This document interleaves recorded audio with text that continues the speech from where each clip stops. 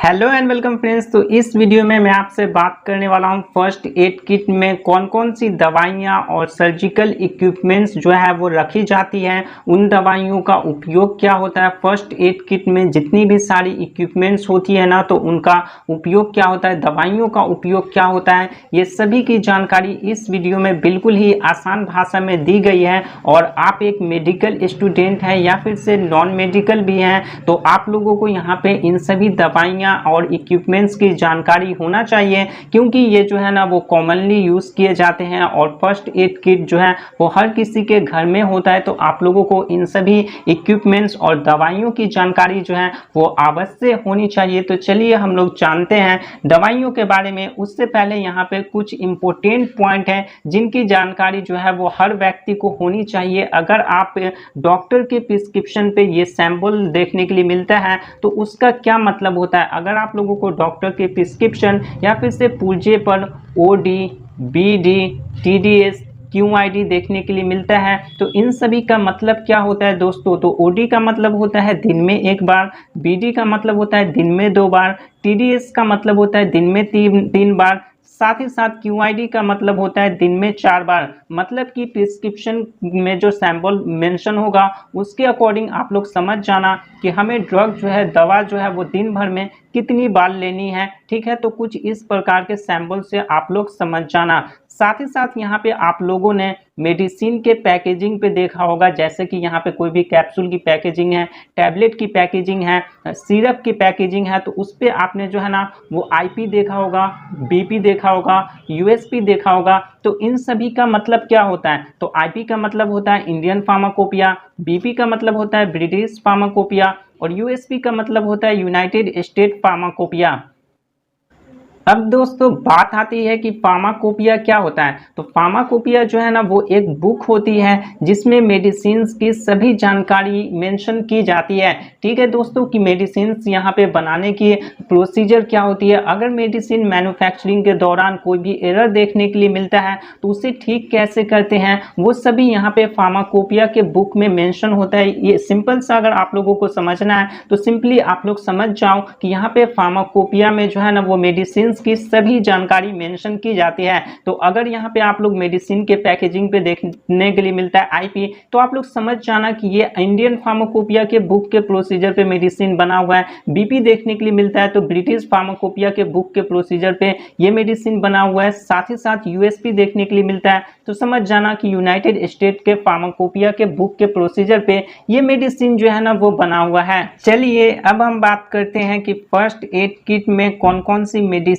होनी चाहिए। तो सबसे पहली मेडिसिन दोस्तों हमारा साइक्लोपाम टैबलेट है, जिसके साल्ट नेम के बारे में बात करें तो डाइसाइक्लोमाइन HCl एंड PCM जो है वो यहाँ पे होता है इसका साल्ट। और डाइसाइक्लोमाइन का काम क्या होता है। तो डाइसाइक्लोमाइन का काम जो है ना वो दर्द को ठीक करने में किया जाता है। और PCM का क्या काम होता है, PCM कहने का मतलब पैरासीटामोल। तो पैरासीटामोल जो है ना वो फीवर को ट्रीट करने में यूज किया जाता है। साथ ही साथ अगर किसी व्यक्ति को फीवर के साथ साथ माइल्ड पेन है, ठीक है, हल्का दर्द है, तो उसमें भी PCM का इस्तेमाल किया जाता है। तो जैसे कि आप लोग यहाँ पे यूज देख ही सकते हैं कि पेट दर्द में इसका इस्तेमाल किया जाता है और बुखार में इसका इस्तेमाल किया जाता है और मार्केट में ये साइक्लोपाम नाम से आता है। चलिए जानते हैं अगले मेडिसिन के बारे में। तो अगला मेडिसिन हमारा ओकासेट टैबलेट आता है, जिसमें हमारा सिट्रीजिन हाइड्रोक्लोराइड होता है। दोस्तों साल्ट नेम है ये इसका और मार्केट में ये सिप्ला ब्रांड नेम से आती है और इसका मार्केट नेम बात करें तो ओकासेट नाम से ये आता है। और जैसे कि आप लोग यहाँ पे देख ही पा रहे होंगे इसके पैकेजिंग पे आईपी मेंशन है। दोस्तों आईपी का मतलब होता है इंडियन फार्माकोपिया। ठीक है, तो इंडियन फार्माकोपिया के बुक के प्रोसीजर पे ये मेडिसिन जो है वो बना हुआ है। इसका इस्तेमाल नाक से पानी आना, आंख से पानी आना, सर्दी, छींक आना, खुजली, इन सभी में इन ओकासेट का इस्तेमाल जो है वो किया जाता है। बाकी यहाँ पे इसके कुछ साइड इफेक्ट भी हमें देखने के लिए मिलती है, जैसे कि नींद आना साइड इफेक्ट हमारा देखने के लिए मिल सकता है। अगली मेडिसिन जो आती है दोस्तों वो अगली मेडिसिन है चेस्टन कोल्ड टैबलेट। बात करें इसके साल्ट नेम के बारे में तो इसमें हमारा सिट्रीजिन हाइड्रोक्लोराइड, फेनेरामाइन HCl और पैरासीटामोल होता है। ये तीनों ड्रग की की कॉम्बिनेशन होती है, ठीक है, चेस्ट एंड कोल्ड में। और आप लोग यहाँ पे देख ही पा रहे होंगे कि ये सिप्ला ब्रांड नेम की आती है। सिट्रीजिन का काम क्या होता है, तो अभी मैंने आप लोगों को बताया कि सिट्रीजिन यहाँ पे जो है ना वो सर्दी जुकाम के लिए काम आता है। और फिनेरामाइन क्या करता है, तो फिनेरामाइन यहाँ पे दर्द वर्द को ठीक करता है, ठीक है। फिनेरामाइन HCl और पैरासीटामोल जो है वो यहाँ पे फीवर के ट्रीटमेंट में इस्तेमाल किया जाता है। चलिए वैसे हम बात कर लेते हैं इसके यूज के बारे में कि किन किन चीजों में इसका इस्तेमाल किया जाता है। वैसे मैंने अभी आप लोगों को साल्ट नेम से बताया था कि आप लोग साल्ट नेम से कैसे पकड़ सकते हैं कि कौन सी ड्रग का जो है वो कौन सा उपयोग होता है, ठीक है। अब चेस्ट एंड कोल्ड के हम यूज के बारे में बात कर लें तो नाक से पानी आना, बुखार एवं ठंड लगना, छींक आना, सर दर्द होना, एलर्जी कंडीशंस में इसका इस्तेमाल किया जाता है, जैसे कि खुजली उजली हो गया, इचिंग प्रॉब्लम, तो उन सभी में यहाँ पे चेस्ट एंड कोल्ड का भी इस्तेमाल हम लोग कर सकते हैं। और फर्स्ट एड किट में जो है वो ये सभी मेडिसिन हम लोग यहाँ पे रख सकते हैं, ठीक है दोस्तों। देख लेते हैं अगले मेडिसिन को। तो अगला मेडिसिन हमारा कार्पोल 500 mg टैबलेट आता है जिसमें हमारा पैरासीटामोल होता है। जी हाँ दोस्तों, इसका साल्ट नेम जो है वो पैरासीटामोल है और IP है, तो इंडियन फार्माकोपिया के बुक के प्रोसीजर पे ये मेडिसिन बना हुआ है। बाकी इसके यूज के बारे में बात करें तो इसका इस्तेमाल रिड्यूस फीवर यानी कि फीवर के ट्रीटमेंट में इसका इस्तेमाल किया जाता है, हेडेक में इसका इस्तेमाल किया जाता है, साथ ही साथ बॉडी पेन, अगर आपको यहाँ पे फीवर के साथ साथ बॉडी पेन कर रहा है, बॉडी में दर्द है, तो उसमें यहाँ पे कार्पोल टैबलेट का इस्तेमाल करते हैं। और इसमें पैरासीटामोल होता है जो कि आप लोगों को पता है कि पैरासीटामोल फीवर और माइल्ड पेन में उपयोग करते हैं, ठीक है। अगली मेडिसिन हमारी जो निकल के आती है वो दोस्तों बीटाडीन सॉल्यूशन और ऑइंटमेंट निकल के आती है जिसके साल्ट नेम हमारा पोविडीन आयोडीन होता है, जो कि एक एंटीसेप्टिक सॉल्यूशन होती है। एंटीसेप्टिक सॉल्यूशन है तो जाहिर सी बात है ये क्या करेगा, बैक्टीरियल इन्फेक्शन को रोकेगा या बैक्टीरियल इन्फेक्शन के ट्रीटमेंट में इसका इस्तेमाल किया जाता है ताकि बैक्टीरियल इन्फेक्शन ना हो। और यहाँ पे बीटाडीन का इस्तेमाल जो है वो घाव एवं चोट पर इसका इस्तेमाल किया जाता है। किसी भी व्यक्ति का अगर एक एक्सीडेंट हो जाता है या फिर से किसी भी व्यक्ति को लंबे समय से कोई घाव है बॉडी के किसी भी पार्ट में, तो यहाँ पे पोविडीन का इस्तेमाल किया जाता है, ठीक है। बीटाडीन सॉल्यूशन या ऑइंटमेंट का जो है वो इस्तेमाल करते हैं, कंडीशन के अकॉर्डिंग यहाँ पे ऑइंटमेंट का इस्तेमाल करते हैं और कंडीशन बेसिस पे ही यहाँ पे जो है वो सॉल्यूशन का इस्तेमाल करते हैं। चलिए जानते हैं हम अगले मेडिसिन के बारे में। तो अगला मेडिसिन हमारा है ओमी एंड ओमी डी कैप्सूल, ठीक है, जिसमें हमारा क्या होता है तो ओमीप्राजोल होता है। और आप लोगों को पता होगा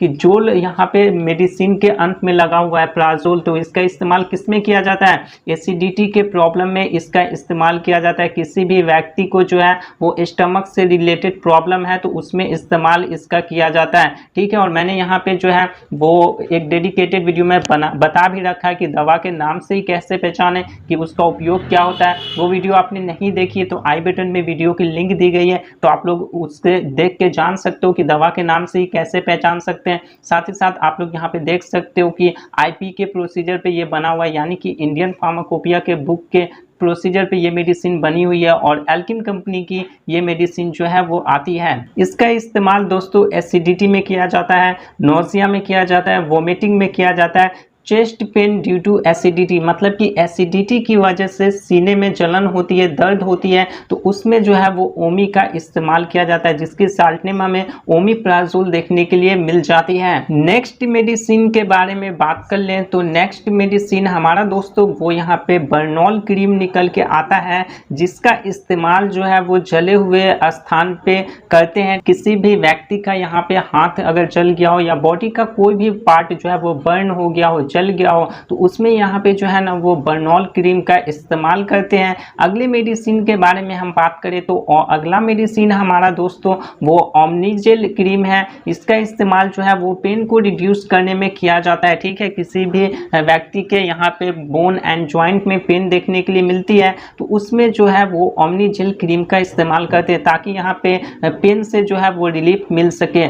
देख लेते हैं अगले मेडिसिन के बारे में। तो दोस्तों अगला मेडिसिन जो है वो हमारा इलेक्ट्रल ORS है और ये ओरल रिहाइड्रेशन होता है, ठीक है। किसी भी व्यक्ति की जब डिहाइड्रेशन होती है, बॉडी फ्लूइड्स जो है वो कम हो जाती है, तो उसमें इलेक्ट्रल ORS का उपयोग करते हैं। बॉडी फ्लूइड्स कब कम होती है, ठीक है, या बॉडी फ्लूइड्स की डिहाइड्रेशन कब होती है हमारे बॉडी में, तो वोमिटिंग के कारण से होती है, ठीक है, डायरिया की वजह से होती है, यानी कि किसी भी व्यक्ति को बार बार दस्त हो रहा है तो उसमें हमारे बॉडी की जो फ्लूइड्स होती है वो डिहाइड्रेट हो जाता है, ठीक है, फ्लूइड्स की कमी होना, ठीक है, बॉडी फ्लूइड्स की कमी होना, तो इसमें यहाँ पे हम लोग क्या करते हैं, ओआरएस का इस्तेमाल करते हैं, ठीक है। किसी भी व्यक्ति को दस्त की वजह से बॉडी फ्लूइड्स की कमी हो जाती है, या वोमिटिंग की वजह से बॉडी फ्लूइड्स की कमी हो जाती है, या फिर से फ्लूइड्स की कमी हो जाती है, तो ओआरएस का इस्तेमाल करते हैं। तो यहाँ पे ओरल रिहाइड्रेशन होता है, ठीक है, जिसकी वजह से हमारा बॉडी फ्लूइड्स जो है वो मेंटेन हो जाता है।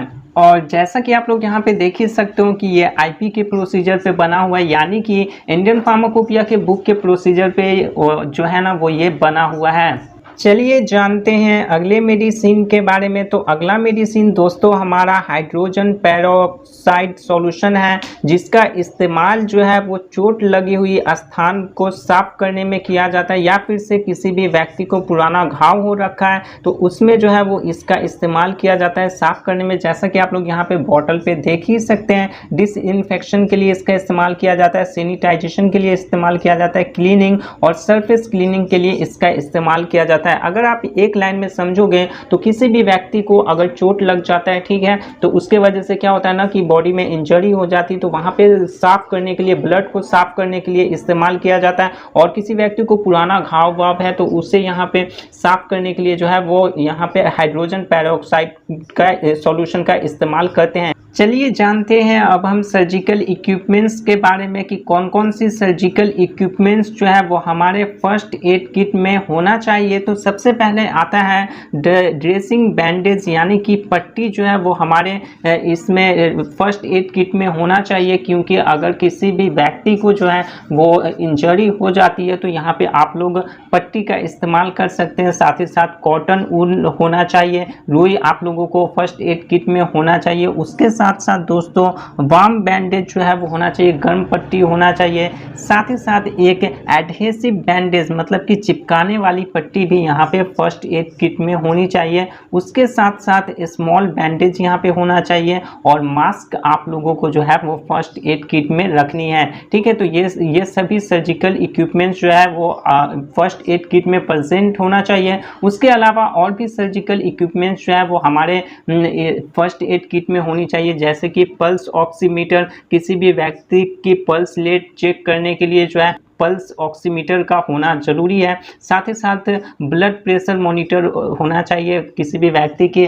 बीपी चेक करनी हो, ब्लड प्रेशर चेक करनी हो तो उसके लिए यहाँ पे ब्लड प्रेशर मॉनिटर भी हमारा जो है वो फर्स्ट एड किट में प्रेजेंट होना चाहिए। साथ ही साथ थर्मामीटर यहाँ पे होना चाहिए, किसी भी व्यक्ति के टेम्परेचर चेक करने के लिए क्या करना है, हमें थर्मामीटर रखना। साथ ही साथ ब्लड ग्लूकोज मॉनिटर होना चाहिए, मतलब कि किसी भी व्यक्ति की यहाँ पे जो है वो शुगर पेशेंट होते हैं ना, तो उनको यहाँ पे ग्लूकोज लेवल चेक करना रहता है अक्सर, ठीक है। तो उसके लिए यहाँ पे ब्लड ग्लूकोज मॉनिटर जो है वो हमारा फर्स्ट एड किट में प्रेजेंट होना चाहिए। और एक कैंची जो है वो भी यहाँ पे फर्स्ट एड किट में रखा जाता है, और हैंड ग्लोव्स, दस्ताने जो है वो यहाँ पे फर्स्ट एड किट में रखना है, ठीक है। तो ये सभी इक्विपमेंट्स फर्स्ट एड किट में अवश्य होने चाहिए, और ये सभी मेडिसिन जो है वो जरूर से जरूर रखें।